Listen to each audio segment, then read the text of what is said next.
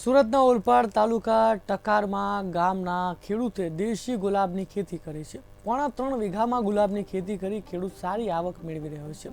હાલમાં કમોસમી વરસાદ અને વાવાઝોડામાં ડાંગર અને શેરડી ખેડૂતોને સારું એવું નુકસાન જવા પામ્યું છે તેના કારણે, પરંતુ દેશી ગુલાબની ખેતી કરતા ખેડૂતોને સારી આવક રળી ખુશી જોવા મળી રહી છે।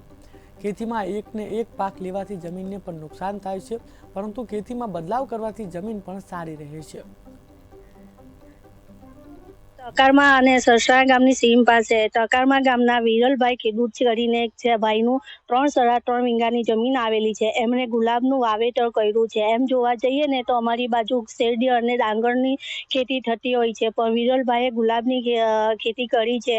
એમને સારું પાકનું ઉત્પાદન થાય છે। ખરેખર જોવા જોઈએ ને તો આપણે ડાંગ અને શેરડીમાં આપણે છે ને રેક્સવાળું રહેલું હોય છે, કેમ કે આપણે વર્ષે એમાં આપણે પૈસાનો વળતર મળતું હોય છે। અને આ ગુલાબની ખેતીમાં શું છે કે એકવાર ગુલાબ ચાલુ થઈ જાય તો આપણને રોજના આપણને રોકાણ આપણું ખેડૂતને પણ નફો થઈ જાય છે। એમાં મેં ગુલાબનું વાવેતર દર 10 વર્ષથી ગુલાબનું વાવેતર કરેલું છે।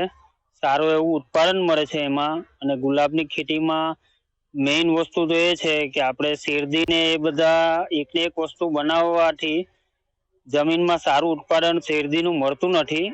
ગુલાબના ખેતીમાં શું છે કે એક તો પાકની ફેરબદલી થઈ જાય છે, અને આ રોકડીયો પાક છે। પેલું તમને 1 વર્ષ સુધી વાર જોવી પડે છે શેરડી રોપે તો પૈસા માટે।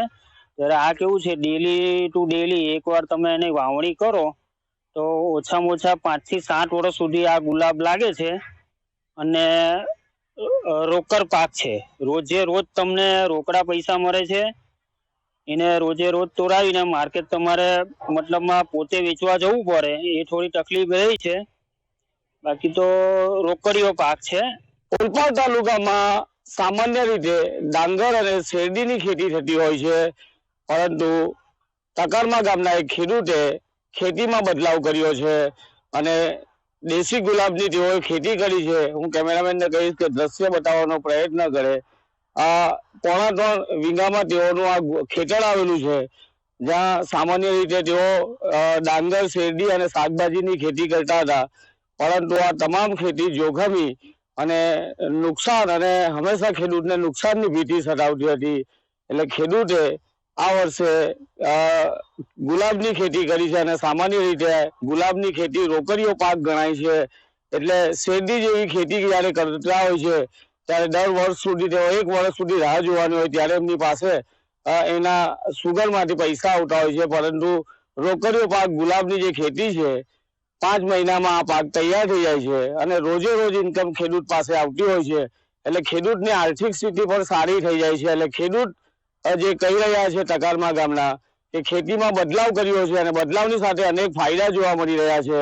મહત્વની બાબત એ છે કે ખેતીની અંદર અન્ય પાક લેવામાં આવે તો જમીન પણ સુધરે છે, અને ખેડૂતને રોજે રોજ ઇન્કમ મળતી હોય તો ખેડૂતની આર્થિક સ્થિતિ પણ સુધરે છે।